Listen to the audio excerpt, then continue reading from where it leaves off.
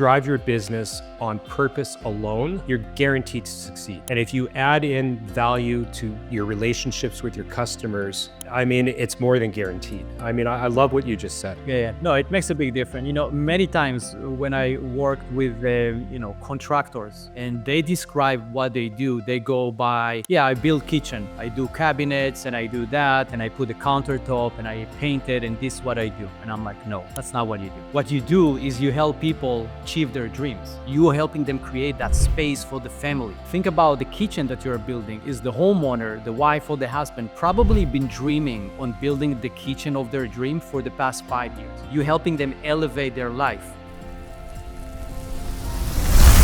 I'm Garret Wong, and this is the Investing to Win podcast.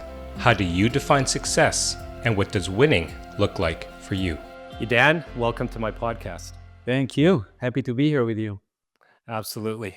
So before we begin, why don't you tell the audience a little bit about who you are? Not too much, because I want to dig into that with my questions, but just a little soft intro for the audience. Yeah, so today I'm the founder of 911 Restoration. It's a franchise system with about 120 owners. We sold more than 330 territories. We're expanding into Canada. So that's kind of my main day-to-day jobs and project I'm working on. And as you hear my accent, I'm originally from Israel. Grew up in a small farm in the southern part of Israel. Agriculture, it's what we did. In back of our house, we had fields with cucumbers, tomatoes, flowers, and trees, and on and on. And my first 18 years of my life is most of the time barefoot. We're working out in the fields. Yeah. Wow, humble beginnings.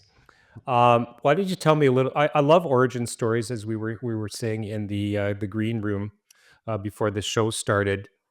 Tell me about, like you say, farming, but I mean, were you selling commercially? Like, was this a generational family business? No, it was actually a brand new business. My parents started it. And in Israel, there was a peace agreement that happened early, right before we moved into the Mushav. Then we moved from one area to another area. And that's the Mushav basically is basically a small communities, 48 families.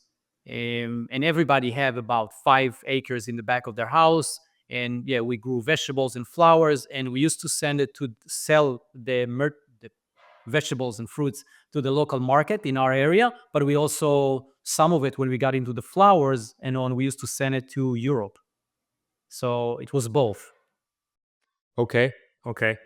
Speak to me a little bit about the mentality, though. I mean, I have a lot of friends from Israel, and I don't want to make it political or talk about the struggles, but I do want to dig into a little bit about the entrepreneurial spirit, because it seems like business is just kind of either in your blood, or it's something like, is there something in there that just like the struggle to survive that drives an entrepreneur, in your opinion? I think so, absolutely. In Israel, growing up in Israel, and I recognize it only after I moved here because this is the reality that I was in. But because of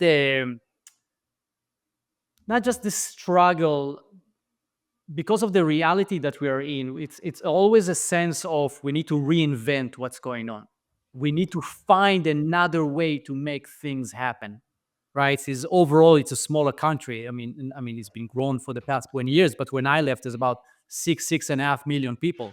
You think about it, just here where I live in the LA area, I drive an hour and have 20-something million people around me, right? So the market is much smaller. The country is a great country, but you need to work harder to make things happen, right? And that's what I think brings a lot of creativity. Like, I need to find my own way of making something happen, right? So that's create the creativity. And also, when when I grew up in the farm, it's you grow up in a place that hard work is what we do. Getting up in the morning and taking care of the fields and making sure that we do everything that we need to do, so we have the fruits and the vegetables and the flower at the end of the season, the right time. There's the things that we need to do in between, right? So for me, I never thought about it as I'm doing hard work. I'm just doing whatever I need to do to support the family. So if I need to get up at 5 o'clock in the morning and go to the fields, if I need to come back to school and go do some work in the back of the house, it's just like a natural thing. So would you say that it's very much the mentality, the attitude that you have to control your own destiny? Yeah, I think it's very, yeah. Like you can't depend on anybody else, you make your own luck, that type of There, mentality. yeah, because it's hard enough, so you need to put this extra push in, right? But it's not like we're fighting that I'm on my own, but to meet a certain baseline, you just need to push a little bit harder, right? To Yeah. give an example, when I moved here, I was surprised how easy it is here compared to where I grew up. I'm like, wait a second, that's how it works here? This is really Yeah. everything is it feels to me when I moved here like things are seriously being served to you, right? So Yeah. Israel need to do this extra. There's Yeah. more that you need to do to get things done. Yeah. Where are you right now currently as we're recording this? So I live right outside of Los Angeles area, so Okay. towards the west side of the San Fernando Valley. Wow. Okay. Fires or anything affect you? Likely not. I mean, 2 weeks ago on Thursday, we were evacuated for about 2, 3 hours. The fire was Okay. really not far from us, but luckily, 2 hours after, the wind changed direction and pushed the fire away from us. But 6, 7 years ago, our community was on fire. So Yeah. then we evacuated for about 2, 3 weeks. We have about 30 houses here that got burned completely. So this time around, everybody had the PTSD. Everybody's Yeah. freaking out because we do Of not course. go through the same experience again. But many people that I know lost their houses. I mean, we're doing a lot of work trying to support as many people as we can. Fire damage, smoke damage, cleanup, order, and all that. It's what we do. Of course, yes. I for a moment there, I forgot why I had you on the program. We'll get to 911 restoration in a second. Yeah. So you said first 18 years of your life. Did you move here with your parents? Did you come alone? Oh, I What was came that alone. like? I came with a good friend. So I served in the Israeli army. So 18, I joined the army. I knew I'm not going to go to university. School was hard enough for me. So I finished the Israeli army, and for about a month and a half, about a month, I worked as a bellboy and as a gardener. I saved about $1,000. I was able to buy a ticket, and I came here with this idea that money grows on the tree. Every house comes with a pool. We can just go buy whatever car we want. Everything is super easy here in America. Just go there. We barely spoke the language. It was actually a funny story. I was supposed to get into a different project, and then it ended up not working out. And a good friend that we served together in the Israeli army came to me. Is like, you know what? If you're not going to go and do this other project, we're flying to America. But I'm telling him, but listen, we don't really speak the language. We barely have any money. It's like, don't worry about it. We're going to fly to America. I says, listen, I don't think we're going to do it. I went back home that night. Like, you know what? Maybe he's right. Maybe you can just go to America. The day after in the morning, I called him. I says, you know what? Let's go to America. A week after, we landed here in LAX, not knowing anything. Just here we go. Wow, that's literally $1,000 for the ticket, nothing else. I just, for context, I actually was going to ask you if you served, because I mean, I believe it's still, the same thing that everybody it's mandatory, right, to go through the military, Yeah. right? Do you find that your service changed your mindset at all, or maybe hardened your resolve? Harder my resolve. Yeah, we did some stuff. So the unit that I've been in, we been through a year and a half of very hard training. So it's really it was showing to me that I can do a lot more than what I thought I can do. Right. So you know days of not sleeping, carrying very heavy weights, need to do different practices with different people, very complicated, very exhausting. That if you ask me before that, do you think you're going to be able to do these things one day? Well, like, I don't think so, but you got proven again and again that you can be stretched, right? There is a lot more in you. There is another extra layer of energy, power that you can access once you get to a certain level of exhaustance, and that these things open up, right? So that was showing to me again and again. Very, very interesting. I was actually on a call this morning. My business coach JT Fox talks. He speaks to a lot of high net worth people, and we're talking like 9-figure entrepreneurs, right? And he was telling us there's like every single high net worth, like I'm talking like even billionaires, right? That he knows, the single biggest common, I guess, characteristic was resilience, Yeah. believe it or not, right? It's like what makes somebody not quit in the face of adversity? Is it luck? Is it right timing? Because you know how people are always like, oh, that person's rich because they were in the right time at the right place or it fell into their lap. But somebody who's truly successful knows it's about resilience. And I find it very interesting that you gain this because of the conditions in your country. And I mean, for those of you, again, I don't want to make it political, but you talk about 6.7 million people. I mean, the size of the country, you can fit into one quarter of one province here in Canada, or one quarter in the States. So, I mean, the borders are very, very small, and yet you're confined there, you know? So, like me growing up in Canada, immigrant parents, so I think that's where I got my resolve from, but I'm the first to admit that maybe I could be further along where I am if I had that resilience. I haven't quit yet, but it's just, yeah, to have what you have and the courage to come over to America like that. I mean, I do applaud you. That's amazing. Thank you. Thank you.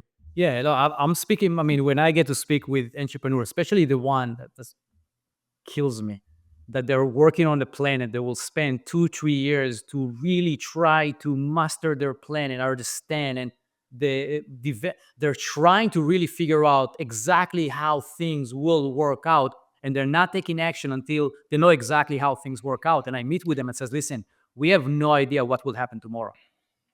So you sitting here and try to predict everything that happened, you basically you're not going to get anywhere, right? And what I'm getting to is just get going, and that's the resilience, right? You know, you think you're going to go right, you're going to end up going left.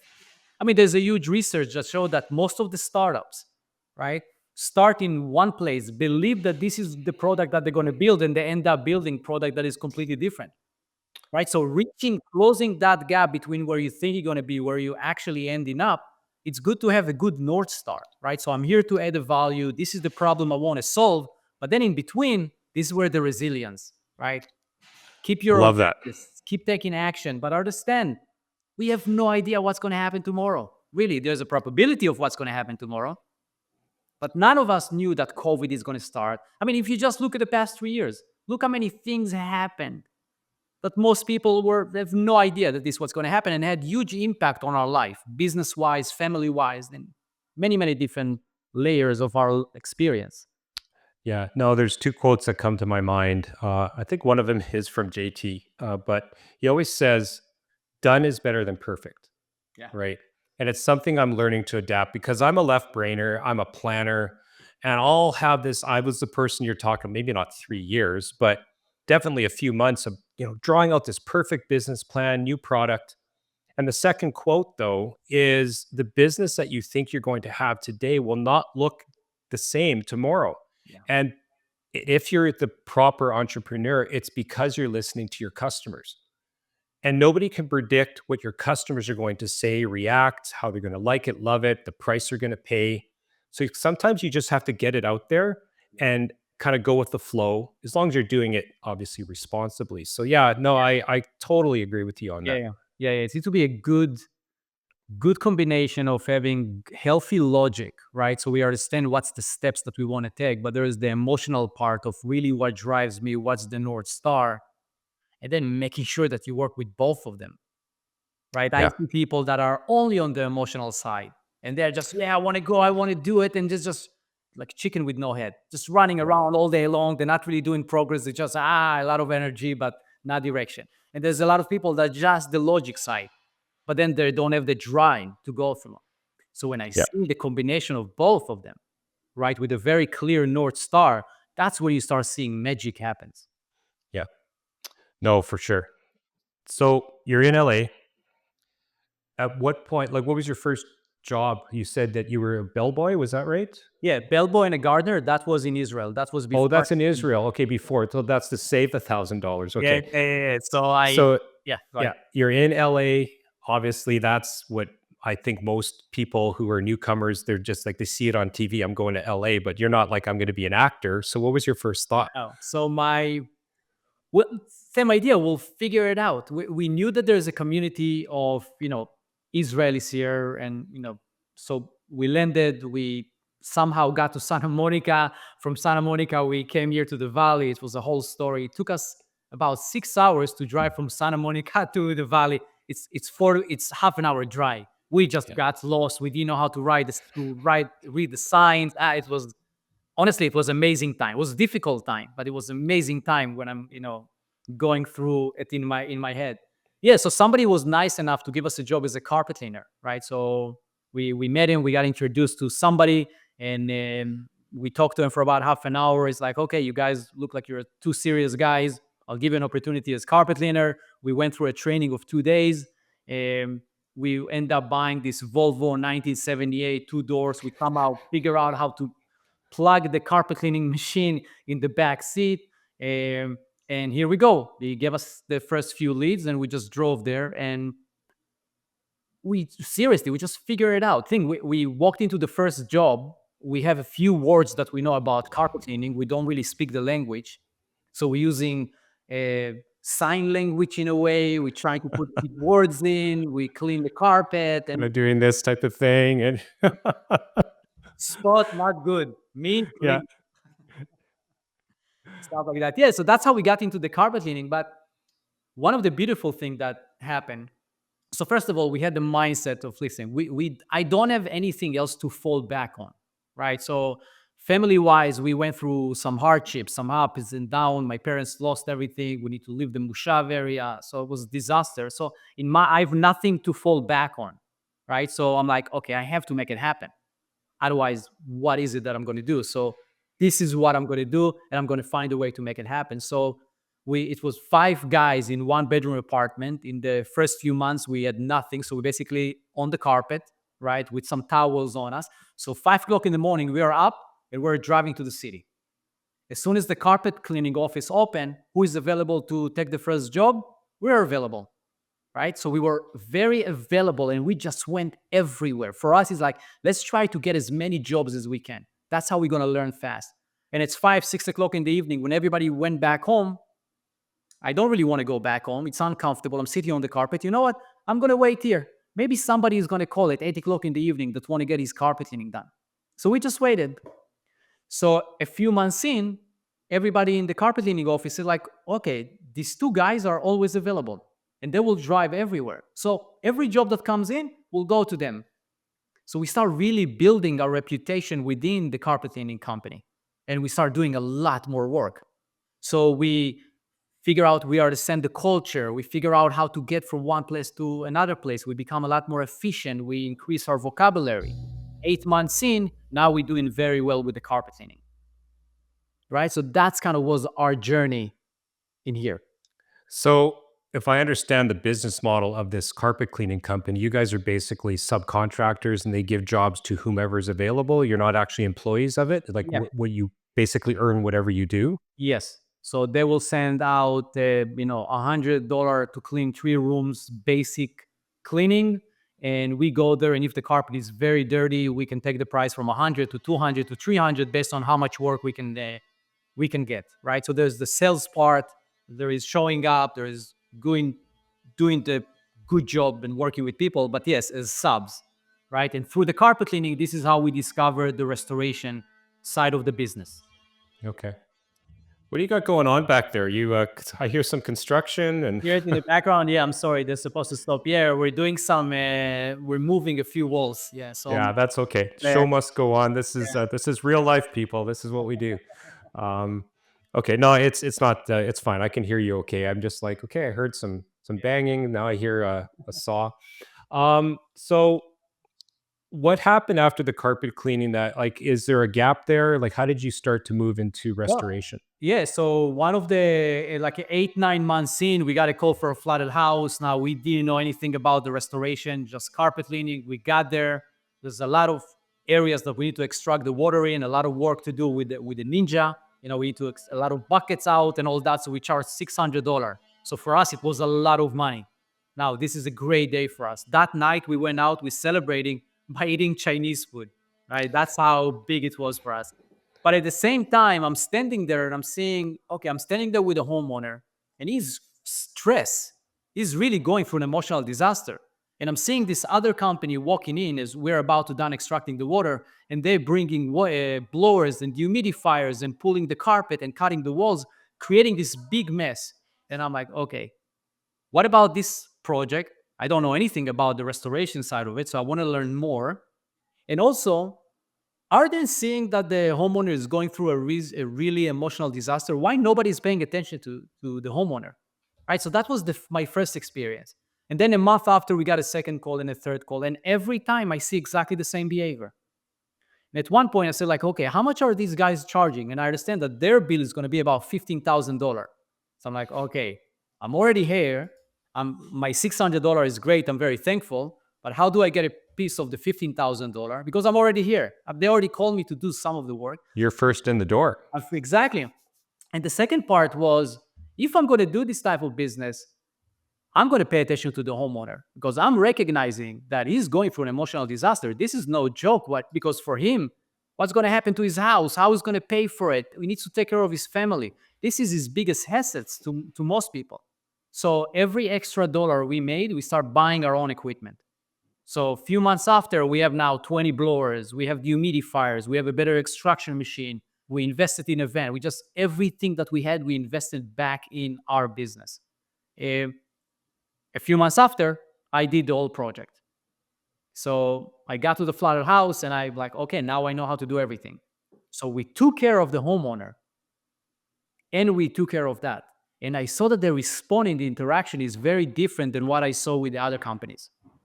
And then I did another one and another one. And I saw that, wow, we really have an opportunity to have an impact on people.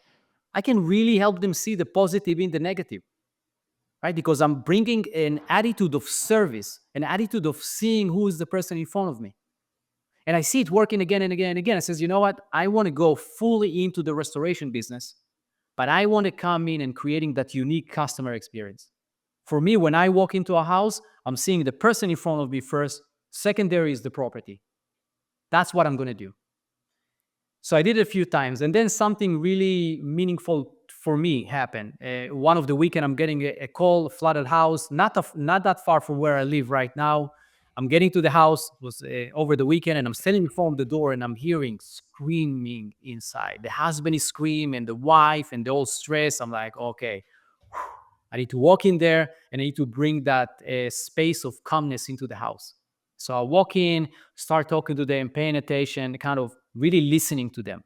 That's really the biggest part. It's really listening to people. We went through the entire process. Everything was good. A few days after, I'm getting a call from the homeowner, from the husband. It's like, hey, Dan, how are you? I'm good. How you doing? What's going on? And he's like, listen, I'm not calling you about the job. Everything is perfect. I'm just having a really hard day today. And there's something in you that helps me calm down. So I just want to talk to you for a few minutes. And that for me was, okay, there's something really powerful in the way we're working with our clients. And it's not only about the job, it's about really how we're impacting their life. And that's how we come up with this idea of the fresh start mentality, the fresh start attitude. Right? It's a huge part of our culture. And that's what I started doing with all of my clients. For me was, I'm not a water damage company. I'm a company that's showing up with this fresh start attitude because I understand that people going through disaster. That's how I saw myself. And by the way, I'm helping them through drying houses, take care of odor, doing mold work and fire and smoke and all that. But that for me was secondary, right? So from that day, I never pitched my company again. I just met with people and I asked questions. And my only goal is how can I help you reach your goal? And that's what we focused on. Yeah, you can see me. Well, I mean, the audience can't, who are listening on Spotify and Apple can't see me writing notes, but I'm a big believer in what you just said, Idan. I have a large property management company, and I think at the very beginning, as some entrepreneurs do, you focus on the transaction, right? And what do? We collect rent, we respond to maintenance, and we give an operating statement, right? But underneath all of that layers is now I have two human beings, two customers, an investor and a resident. But customer experience, the relationship, the value you bring, the bigger purpose, the North Star, it's all tying together for me here as you're speaking. And for any business owner that either has an existing business or you're listening to this and you want to start something, listen to what Idan is saying. Because if you can drive your business on purpose alone, you're guaranteed to succeed. And if you add in value to your relationships with your customers, I mean, it's more than guaranteed. I mean, I love what you just said. Yeah. Yeah, yeah. No, it makes a big difference. Many times when I worked with, contractors and they describe what they do, they go by, yeah, I build kitchen, I do cabinets and I do that and I put the countertop and I paint it and this is what I do. And I'm like, no, that's not what you do. What you do is you help people get their dream, like achieve their dreams, right? Think about the kitchen that you're building. Is the homeowner, the wife or the husband, probably been dreaming on building the kitchen of their dream for the past 5 years, right? They see themselves wake up in the morning and making breakfast for their kids, and they have a place to sit around the island. And this is how we're going to talk, and they're going to spend the time together. Now, you as a contractor, now you helping them achieve their dreams. You helping them create that space for the family, right? You helping them elevate their life. Look at what you do through these eyes. And this is how you're going to communicate to your clients right now. All the technical part, that's secondary. And when somebody really understands it, you see after a few months, their business change, the way they carry themselves change, right? I had a meeting with our customer service team and, years ago. What do you guys do? Yeah, the phone ring, we're answering the phone, and basically we dispatch the call. That's what we do. We're just answering the phone all day long. I says, okay, let's look at it in a different way. Somebody that have a trauma right now because his house is flooded is calling a company. You now have the opportunity to be with him on the phone, to get him to calm down a little bit, give him some direction of how now he's going to get out of this mess. And you're about to connect him with the right service provider that understand what he's going through. You have a huge impact on his right then when he's calling you and the next few days with his family. So when you do it with the customer service team, you need to see how their body language is changing. They're now going from just answering the phone to, oh, wow, this is what I do. This is not a small thing. They're feeling more proud of who they are and what they do and the value that they add, right? And you see that the way they're talking to people over the phone is just change. Yeah. No, I don't know if you can see over my shoulder here, but there's a book back there, Never Lose a Customer Again by Joey Coleman. I don't know if the audience can see it. I know we're on Riverside, so you won't be able to see why, but for those of you on YouTube, you can see Joey Coleman talks about the difference between customer service and customer experience. Yeah. And I've adopted this. Like, that's actually a mandatory book for all of my staff to read within the first month of them coming here. And he talks about it because customer service is really reacting to a problem. Customer experience is the journey that you are on with your client, all the way from them discovering who you are, being happy that they finally found somebody, whether it's in our case, finally found somebody to manage our property, or our headaches are taken away, or in your case, finally found somebody that can restore my family's peace, my safety, security. But then if you're with them all that way, they become an automatic cheerleader for your brand. You don't have to do anything else. You have a lifetime client if you treat them right, instead of treating them like a transaction. Right. So, yeah, very powerful. I'd recommend it to anybody. Thank you. Um, so, you said you glossed over probably a lot of heartache. I'd like to dig into that a little bit. Oh, you know what? We just bought a bunch of equipment, a bunch of blowers, and then we entered into it. Talk to me about some of the struggles of Uh, that, or those early days. the struggles from, the language, the struggle of setting up a bank account, the struggle of understanding the credit system here, the struggle of getting an agreement and hours just to figure out what the agreement says. We didn't have ChatGPT, we didn't have all the things that we have today. So you can imagine.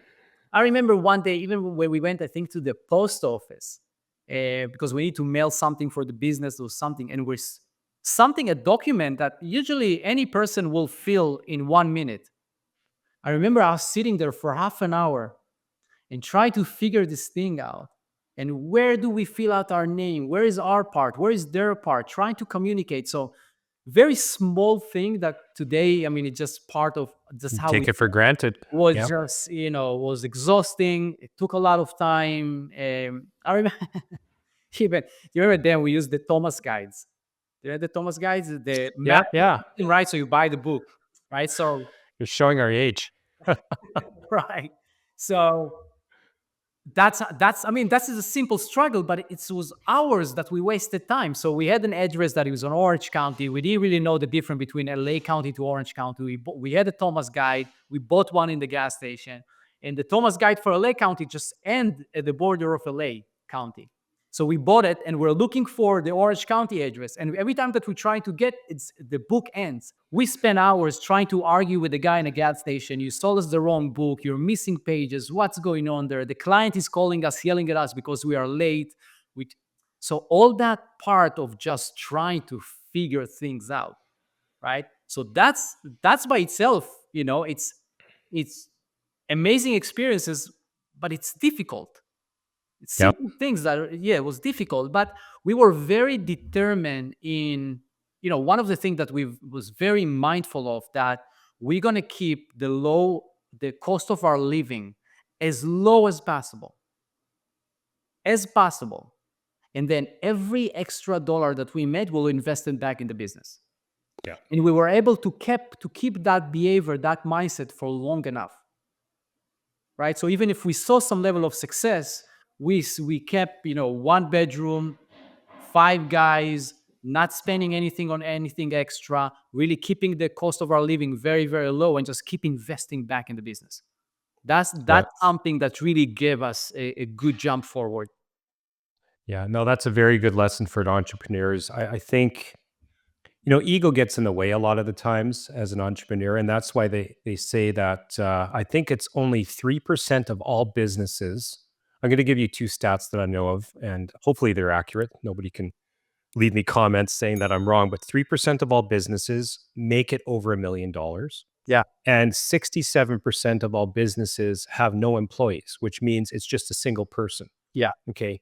So there's a lot of things that you can dig through there to be able to scale a business. And that's what I want to ask you. Like, at what point, like, speak to me about those early years where you're like, okay, we want to move to a different location. And then, I mean, how did you think about franchising and So expanding? franchising really came. So our growth in the business, right? So as I kind of sharing my story, so we started doing just restoration work. At that point, we averaged about 250K a year, right, in revenue. Um, One night, I'm sitting in the restaurant and I'm hearing two people speaking about advertising on Google. That was around 2003. And I'm listening to them and I'm like, advertise on Google, internet, what are they saying? And I'm trying to kind of really capture as much as I can. That night, I went back home and I'm like, okay, advertise on Google, how it works. I need to figure it out. What's going on? How do I do it? I figure out that night, it took me about 5, 6 hours, how to put my first ad on Google. And I didn't have a website. So instead of the website, I put my phone number. 24 hours after, I got my first phone call. And then we start generating business. That was in the beginning. A lot of people thought that I'm crazy. People, are done enough with this internet, is going to go away. Just stick to the yellow pages, Yellow pages, the yes. whole service mentality type of thing. So I were able to grow the business to north of $3 million pretty fast, right? So that was a good jump, and we did it pretty fast. Um, Katrina happened the end of 2005. At that point, we have some trucks and equipment and a big warehouse and on and on. So we went out to Katrina, and first of all, it was devastation to see what the suffering of So people. you literally took everything from LA and you drove to Yeah, Katrina. yeah. Not Wow. everything. The business still work in LA, I but understand. Yeah. part of it went to Katrina. Yeah, I went to Katrina. Big devastation. There was so much work to do, and a lot of other restoration company traveled from all over United States to do work in that area. And one of the things that I noticed is that many of the contractors that I got to meet there, they've been in the business now for 10, 15 years, 20 years, and they average anywhere between 500,000 to $1 million in sales. And I'm like, what's going on here? I'm brand new in this country. I'm learning what's going on. Why I was able to scale and they're stuck kind of where they are, right? Because that was not their dream when they started the business. They want to grow a nice size business. So as I spend more time with them, really listening to them, I notice that they're very passionate about the trade itself. So they will spend so much time telling me about the drywall and the way they do the Exactimate and the way they set up the van and the blowers and here. And in my mind, that's great. That's very important. What about sales? What about strategy? What about customer experience? Why nobody talks about it? Right. So this is where I got the idea. Says, okay, this is great guys. They provide great service. They really care about their client. How can we do 1 + 1 = 5 here? Because I figure out how to generate leads as well. So I asked some of the guys, do you mind if I'm going to call you in a few months once everybody is back home and we're going to figure out how to work something out? So I did the first license agreement where I says, listen, I'm going to help you with 1, 2, 3, 4. That's what you're going to do. That's how much you're going to pay me based on the amount of work that you do. So I did one, work good. Second one, third one, fourth one. Everything is working good. I can actually helping businesses grow and achieve their goals. So by the 10th one, the lawyer that wrote the license agreement for me says like, Idan, you cannot keep doing license agreement. You are becoming a franchise. Now they're using your colors and your logo and on and on. You are basically a franchise. I'm like, okay, I understand the concept of a franchise, but I never really thought about a franchise.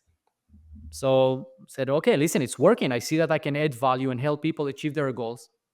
It's become a franchise. So it took me about 2 years, again, jumping into something, not fully understanding it.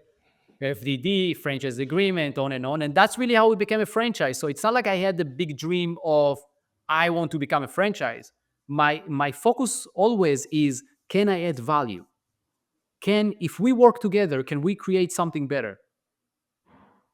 Right? That's why in the beginning of the conversation, we talked about if you have your North Star and it's about adding value and helping other people achieve their goals, that's usually where we see financial success and fulfillment coming to place together. Yeah, no, well, they talk about it as a win-win, which is Yeah. defined as both parties not taking advantage of each other and not exactly winning 100%, but like 95%. That's what really the true definition of win-win is. And you unlock the key. So you were providing basically structure, leads, marketing, like typical franchises, and then the operators can focus on what they do best, which is restoration. Yeah, yeah. And also helping them change the story on what is it that they actually do, right? So I'm looking at myself as somebody that bring fresh start to people's life. They looked at themselves as we just dry houses. So Right. part of the conversation is change the way that they see themselves. Right? Because a lot of it is the story that we tell ourselves, right? A big part of the journey, that's the resilience that comes in. We have our own limitation that we have to deal with, right? I have tons of limitation that I adopted from, early childhood and previous generation when money is hard and you need to kill yourself to make money and it's difficult and we have a lot of these ideas that built in, right? And you keep hitting the ceiling, right? That's why I think a lot of people are giving up on their dreams because they reach a point that I don't know how to break through. I'm trying, I'm working harder, but I'm not getting anywhere. Is because we have some limitation that we're not brave enough, we have courage to really face, and we try to escape to the other side and just say, you know what, I'm just going to work harder and I'm going to try to break through it. You need to look at both sides, right? Because otherwise, like an anchor that holds you down while you keep trying to get up. The thing is, I mean, I'm looking at this and from my eyes, right? So you already know the customer experience, you've lived it, you've helped families, you've got these operators. How do you convince them that that's the magic pill to take? Like how do you, because they just want to dry out houses and replace drywall. Right. So number one, it's not it's the because I know it's working, right? So I'm not even convincing them. They just look at what's happening here. I'm not just saying words. I'm not sharing with you the stuff that are in theory. Right. I have clarity. I have conviction. I mean, I tried. It's not like I read it in a book and now I'm telling you. Let me tell you about what I just read in the book. I clean carpet. I did all these things. I know how it feels, right? So I know how it feels when you are, carrying blowers and you're exhausted and you worry about payroll and that's what you're going through and you're running like a chicken no head. I know how it feels. I've been doing that for some time. I was able to break out of it. I was able to figure out some things and be creative enough and be open enough and listening to my clients and listening to the market. And I made some adjustments, right? So it's not so much conviction. It's not so much to convince people. It's more of the conviction of, I know how it's done. I did it myself. Look, I have 10 other people that you can go and talk to them today, and they will share with you pretty much the same story. So it's right here in front of you. Now, are you open enough? Are you willing to change the way you do things and adopt new ways so you can reach new heights? That's really the question, right? So when I speak to people, it's not so much me selling them the franchise. It's like, are you really the person? Are you willing to do things differently? Because you've been doing it in a certain way for X amount of time. Are you willing to adopt new ways, a new system, and a new way of thinking and looking at the business? And if yes, that's where we can have a win-win. Okay. I mean, I know what franchises are, and I've never owned one. I almost owned one a long time ago, but I mean, maybe enlighten us on how do you market, how do you expand nationally? Like, it's one thing to just say, okay, here's our services, but how do you attract other operators? I mean, you're only in one region, right? Now you're all over the country. How did Yeah. that happen? So some of it, we've been around for long enough, so people heard about us. They know other franchisees. So that there's some people that are, there's a lot of people really that looking for the next thing, right? So they're just out there, they're looking, and they understand the idea of the franchise, the concept of it says, okay, I don't need to figure out everything on my own. I can sign up with a system, right? And then I can see my strengths and weaknesses with the support that I have, and this is how I'm going to grow. So it's not like I need to educate. I mean, people now know about the franchise opportunities overall, right? Of It's course. nothing to find what is it that they're looking for. But beside that, we have a lot of marketing out there, right? So social media, we have LinkedIn campaigns, we have Google AdWords campaign, websites, we have press releases. So we're doing. I mean, I'm right here talking to you, right? So Right. that's another way. So we're trying to share a lot of what's really the fresh start stand for, and what we think that the blessing of being a business owner, especially in the home service industry, in any business really, and having this positive and great impact and the freedom that you can achieve by owning a business. So that's something that we talk about all day long. But yeah, so when people go and look for a franchise, we'll come up. When they look for a restoration franchise, we will come up, right? So we're doing a lot of our own marketing. Yeah, but it's not so much convincing people. It's really, it's seriously, it's awarding the franchise because we want to make sure.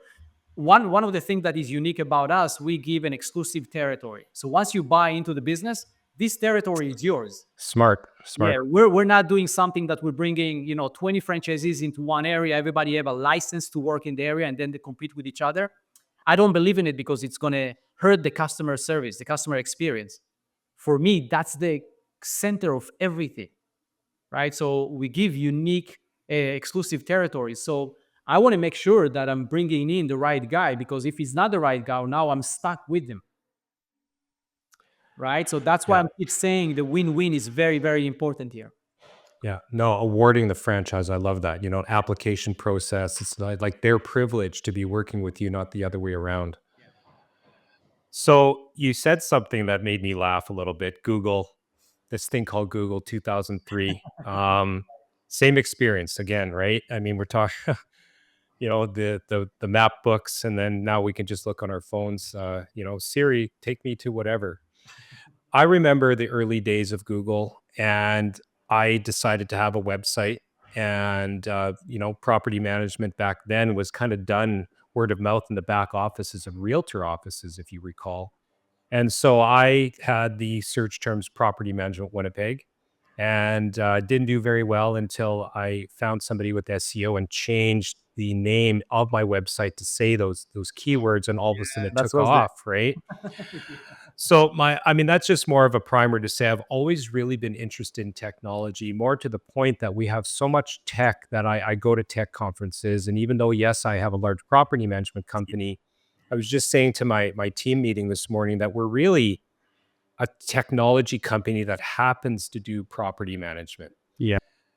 Let's talk for a little bit. I know you're very into technology. I want to spend, the last part of this podcast talking about that because you're very into tech. Tell me what's going on in your life right now, and how you're expanding and utilizing AI and technology. So yeah, so now we're getting deep into developing our own AI agents, right? So we're training agents to do social media marketing, creating content, updating website, blog posts. So we automating a lot of the things. Where what we're learning and where we're putting a lot of work, like how good can we really get this AI agent to really represent who we are and the brand and the fresh start and everything that we talked about, right? And Interesting. yeah, because we have a lot of websites out there, right? We create a lot of content out there. We put a lot of content out there. We create now a lot of our own. We figure out how to create our own mini podcasts, and I can send you after one short chapter of it. It's all done by AI. Even the people that are talking is done by AI, and it sounds real. And I'm not here to hide that this is a real people, not AI. I'm telling people this is AI, and that's the beauty about it. And I can bring some good important subject and giving them an overall overview of how do I want them to drill in, and you hear the AI really go deep into a certain subject. And some of it, for example, that we do is for commercial real estate, right? So we'll take like a very hot topic in commercial real estate because this is our clients, and we says, listen, instead of sitting there and reading 1,000 words article that you probably not going to read and you don't have time for it, we took that article and now we created a very 3, 4, 5 minutes podcast when they really dive into the depth and summarize it for you and giving you some key areas to really take in from that article, right? So we're taking the same approach into franchise sales, business growth, business development, and on and on. And it's all done by AI. So we're putting a lot of efforts around it. We find a lot of, so the way I look at it is where can I bring more efficiency and creativity and uniqueness into the business? Okay. And through those eyes, through these eyes, I'm looking at technology. So we develop our own dispatch platform where we can track the keyword search to the phone number, to the conversion, and then goes directly to our franchisee. And now we can track everything from beginning to end, right? And that gives us the ability to really keep optimizing everything that we do, right? We're now looking at bringing some AI agent in to help us provide a better customer experience to our national accounts, right? So they don't need to wait too long to get updates. We can catch up back and forth between national account to our franchisee to our support team, right? So a lot of efficiency. Okay. So I have a perplexed look on my face, even though those who are listening on audio can't see it. You mentioned AI agents. Okay. I mean, there's chatbots now. The AI agents are getting really, really good on the phone. You also mentioned social media agent, I think. Yeah. Like, what is that? So we can train.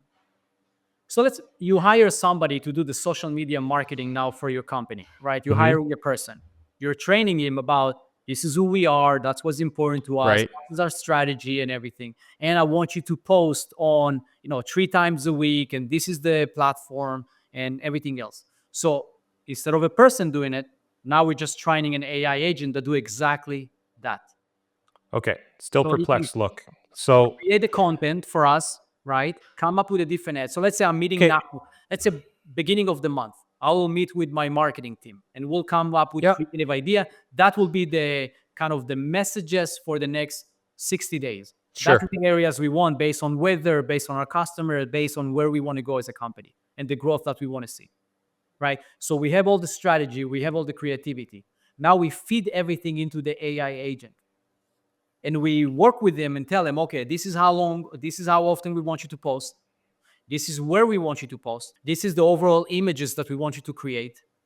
And this is the overall strategy. That's the message that we want to put out there now on a daily by the weekly basis. Sure. And the AI agent just does it for us. Okay. So, a little bit about me. I've hired marketing companies in the past. I've paid, and it's okay. I'll say okay. So I've been in business for 25 years, 27 years in real estate. And I decided 2 years ago that I didn't even have an Instagram account. Okay. So I hired a marketing agency, I started this podcast separately. And I'm like, okay, How do I get on to social media? What do you recommend? They did a 2 hour long interview. They basically gave me this big content brand kit. Okay. It's like a binder, 40, 50 pages. Here's my ideal avatar, my audience, whatever. And then I went through and they started creating things on the teleprompter for me. And I mean, it was just it's a lot of work. Now, they then had me go with 2 or 3 suits and different things, went to some of my properties, my projects. We had all this stuff done, the lighting, everything. And the content that they created was very, very good, very professional. And but I only got 2 reels a week out of it, and it was still very, very expensive. Okay. Yeah. My contract ended, kind of going somewhere, people. So don't worry, audience. I will finish this. I will land the plane. Um, so then ChatGPT was out there. So I'm like, okay, now I'm on my own. I have to do this. So I told ChatGPT, ask me as many questions as you want because I want to. This is my brand. I'm trying to figure this out. Hit enter. 30 seconds later, I had this big document and it was almost word for word what I had from the marketing company. So obviously they did the same thing, which is fine. But what I didn't like was that it made me look the same as everybody else. And I feel like I'm 53 years old. I'm not what I call an Instagram warrior. People aren't going to follow me because I'm flashing money and throwing things and jumping out of planes. They're following me because I believe I'm trying, like my brand is authentic and trying to bigger purpose and help people. So you further along the last year, I'm investigating AI and I'm signing up for all these things and all these platforms, and they're okay, and some of them have images and some of them don't, but nothing really from what you're describing. I mean, I can go into ChatGPT and Dolly and get some of these images and they're okay. I haven't heard of anything where I would trust that here's my 30-day plan, here's what I want, here's the type of images, go. Is that what you're saying that you're actually able to do now? That's what we're doing now. Yeah, that's what we're Yeah. doing now. Yeah, and that's Cool. is we have one of the guys. So I have a development team, right? So I'm in technology, right? So I many years ago, I decided that I understand technology. I understand everything is going to change. I understand there's new things that will come all the time. I need to figure out how to have web developer, somebody that understands AI. I want him to be part of my team, right? So when stuff like that are coming up, I have a team in place that we can jump on these things fairly quick and start playing with them. So it's like everything else. We started somewhere. We had an overall North Star to where we want to get. And then we just tried it again and we tried and we failed and we try to figure out and we change things and we say, how can we get it more creative? How can we really have the AI agent adopt our voice? Right. So there was a lot of back and forth, a lot of trial and error. But we are figuring this thing out and it seems like it's working. Um, and that's but that's the overall approach of the keep optimizing it, right? So where are we getting respawn, how it's working, can we make it better?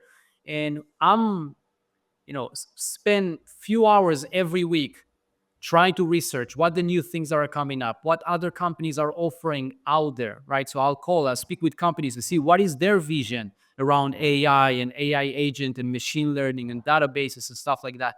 Trying to connect more to the bigger vision of where is it, how can it help us, and then how can I bring it into my business, right? And one of the things is that I'm trying to share with my team all the time, like don't be scared of AI because a lot of people saying, "Oh, Idan, AI is going to replace me. I'm not going to have a job anymore." I says, "Listen, if you think about it this way, probably that's what's going to end up happening.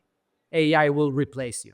But if you're going to start taking the approach of how AI is going to empower me, because right now, as a person, I'm able to do 10 things a day, for example. I Sure. can add X amount of value. But if I'm really going to learn how to adopt this AI and figure out how to bring it into the company, now I'm going to be able to do 30 things a day. It's going to be less effort on my thing, but I can start looking at automation and figure out how can we really bring it in so it's work well for us as a business. So first of all, it's important to have this conversation with the people in the company. So to get them out of this idea, oh, AI is going to replace me. That is the first, because there's a lot of fear out there, right? I'm not going to have a place to work. This is, I cannot trust it. How Sure. can I No, of let the course. AI just push information out for the next 30 days? There is these fears, but with a lot of trials and error and keep optimizing and keep seeing what other tools you can put out there. Listen, we're going there.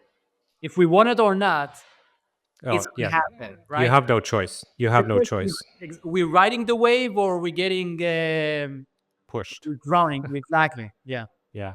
So you're developing this. The primary reason is for your own franchises. Are you offering it to the public? Are there plans on doing that? Or Right now it's just for, I used to have a marketing company where I did SEO and PPC and everything for many other companies, but once we grew to a certain size as a franchise, slowly I let go of my clients, and then we yeah, focus plus for our franchisee. the bigger purpose. No, I can respect that. Yeah. You mentioned using an AI agent to give updates. Tell me a little bit about that, because I mean, you could send an email to a client. How are you utilizing an AI agent to do that? So I'll give you an example. We have, so we develop kind of like a white gloves department that manage the relationship between our account to our franchisee, Okay. right? And sometimes it can be 30 emails back and forth just to try to figure out, because one of the things with the blue collar contractors out there, they will drive an hour, do amazing work, get everything done, but they're not going to send the pictures, they're not going to send the file, they're not even going to click a button on the app to let the client know I got here. But everything else they will do great, right? And that creates a lot of back and forth. So now, I mean, before we had a person that needs to go and look at every email and try to figure out what's going on and support the client, support the franchisee. Now we build some automation in that AI can read everything that's going on, create a very clear timeline of where is everything. So now instead of my person need to spend 2 hours on trying to collect and fetch information, now it's just done for him. And it's organized in a way that he can act on it quickly. The next step will be is we'll have the ability to even rewrite the response and make sure that we have a faster response and we're getting things faster for our client, right? So that's come from a place of customer experience. This is how my experience that my customer have today. How can I get now this experience to here? Much better, right? So if now he's waiting 20 minutes to get an update, can I get him the update in 20 seconds? So And this this, is when they call? yeah, when they call, when they assign the job, there is a lot of in between. So let's say I have a client that have, so we work with commercial clients. Let's say one of their Nike store now just got flooded. So there is Nike, there is the commercial management company, there is us, and then there's the franchisee that need to do the work. There's a lot of back and forth goes, right? Because he can have approval of $1,000 to do the project, but when he gets there, now it's $6,000 job. Mhm. So now we need to go back to get approval for $6,000 job. We need the picture, we need the document, we need the proof, we need all that. Okay, so we need to send it back to them. They have a certain approval from Nike, for example. Now they need to go above it. So now they need to reach back out, get their approval, and now go back to us and our franchisees to do the work. You see, so it's easily become a lot of back No, and for forth sure. that can be very frustrating to the franchisee and it can be very frustrating to the client. My goal is how can I now get everything done much faster with much more efficiency. But are you using the AI? I understand that you use the AI to summarize. I think there's a lot of, the models are getting better to be able to extract the information. But how is it communicating to the client? Like you're now not even the client. You're talking about contractors. Like, is this AI agent like literally going back and forth, or are you sending out reports? We're getting there. So for example, if we see now that we send something to the franchisee and he's not responding after X amount of time, now we have an automation that follow up with them, Okay. right? Instead of our person need to sit there and, okay, did they respond or not? What's going on? Do I follow up or not? Right? So we automate some of these things, but it's happening now as we talk about, right? So it's new for us as well, but we are already implemented some elements of it in the business. Okay. I mean, I'm in property management, hundreds of properties, and I mean, why I was interested in having you on the show, Dan, was because, I mean, we deal with restoration companies all the time, right? But maintenance emergencies and what you just described there, whether it's a broken fridge, a broken toilet, approval from the owner is our life every single day. Like 85% of property management is maintenance, and 65% of tenants who choose not to renew their lease is due to dissatisfaction in maintenance. Yeah. So if there was a way to marry all of that together, and tenant's going to call for an update, and typically what happens, if my team is there, fine. If they're not, it's the middle of the night or whatever, and they're just wanting to know when the contractor's coming back to patch the hole in the wall because they found a leaky shower head in the bathtub, right? Yeah. Who knows, right? And if it could get to the point where it could read through all of our case notes and all of the things and then deliver that properly to say, I'm sorry. All I can see is that, the property manager has had some conversations with the contractor and they're trying to find the right paint color. And it looks like they're trying to target maybe on Sunday to come here. Is it satisfactory? Say yes for yes, no for no. Or do you need other intervention and somebody to call you back for an update? Maybe 90% of people would go, I'm good. Like, Yeah. are we heading there? I mean, is that what you're talking about? That's where my goal is to get, because a lot of the thing, exactly as you said, the tenant or the homeowner, as long as you communicate with them and you let them know this is how things will happen, he's automatically will be okay with it. It's frustrating when he sits there and you're not getting back to him, and now we think, okay, they don't care about me and what's wrong with them, and I'm not going to pay rent. It's very easy to go into this negative way of thinking about why he's not updating me, right? And sometime, and this is where I kind of implementing AI and other elements to it, it's just letting them know, listen, we're working on it. We didn't forget about you. We understand that you're not having your shower working. We understand the pain, right? So now we are relating because I'm sure you really care about it, right? It's about, let me communicate to them and let me show them that I care by getting back to them after 20 minutes, half an hour, not 4 hours after. Because when you're going to call them 4 hours after, now you're talking to somebody that is frustrated and he's just spent an hour talking to his wife how he's not going to send the rent and he's tired of this place, right? And now you need to do all the work to bring him back down to come. No, we do care about you, and he's going to be there on Sunday. But if we give them the update within 20 minutes, 30 minutes, something that is reasonable, you're going to save all this extra headache. Yeah, no, I love where you're going with that. I love the passion. Like I said, very very similar industries we're both in. Um, so the CRM that you're developing, you said it's called Gazingo. Is that Yeah, right? yeah, that's Okay, something that yeah, I got into it really. The where it started is an idea of, that's where we're talking in the beginning. You're starting something, you believe that you're going to serve this client, and you end up being completely in a different way, right? So that was my journey with it. I started with the idea of how can I help business owner generating more referrals between themselves, right? And helping a business owner create an ecosystem of other service provider around him. vertically That's integrated. where Yeah. Gazingo started, right? That was many, many years ago. That's where we started. And then we end up becoming a sales system that I work with a large insurance company. They use our system for some time. And I end up bringing that technology into the franchise, into my business. Ah, I Helping see. them. Yeah, because we figure out how to really simplify some of the processes. So because, getting a contractor to adopt the system, if it's not very friendly and easy to use, it's a headache, right? It's not a contractor, it's for all of us, right? We want something simple. We just want one line, type it in, and we want to be done with it, right? So we're able to do it, yeah. So Gazingle really developed into many other things. Okay. How did you come up with that name? Just out of curiosity. Oh, phew. That I didn't really come up with a name. It's one of the partner. We tried to come up with a name. What was it? Uh, I forgot how you say this, but when you have some money in your pocket and when you move, there is this jingle of money in your Yeah. pocket, stuff like that. So we went into something in that direction. Then one of our partner came up from a trip and he's like, "I got the name Gazingle.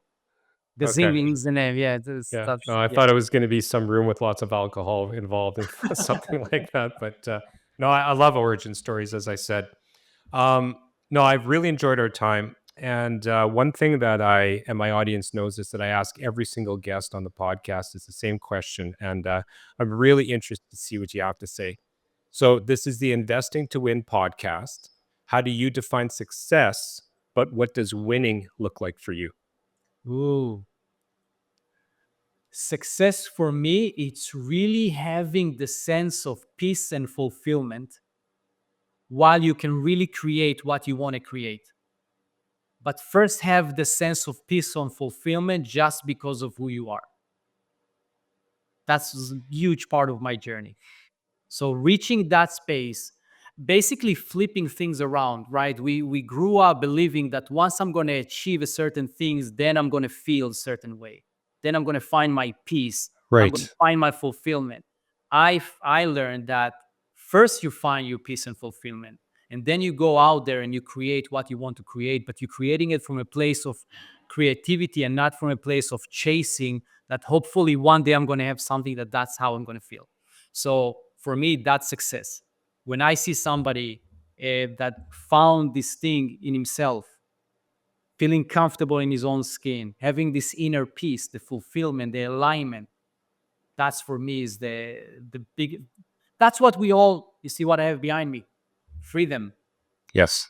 right? So that's for me. When you're free from the idea of society, when you're free from your own limitation, from the constant noise in your head, when you find your freedom, and then you can show up in the world creating what you want to create from that place, that for me is the ultimate thing. Yeah. Okay. And then how do you define winning? What does winning look like for you?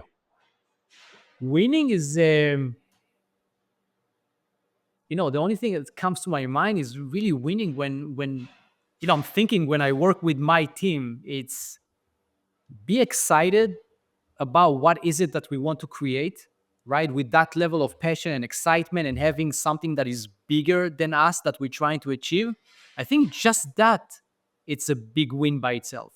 Because we don't know what's going to happen tomorrow, in a week from today, but having this blessing, the opportunity to really do something that you're passionate and it serve a biggest purpose, whatever happens after, it's an extra, but that's for me is a big win. Okay. Love it. Well, you got some construction going on there. This is restoration of real time, but to know the audience and I have really enjoyed our time together. Thank you so much for coming on the podcast. Thank you. It was a pleasure. Really enjoyed our conversation. All right. Take care.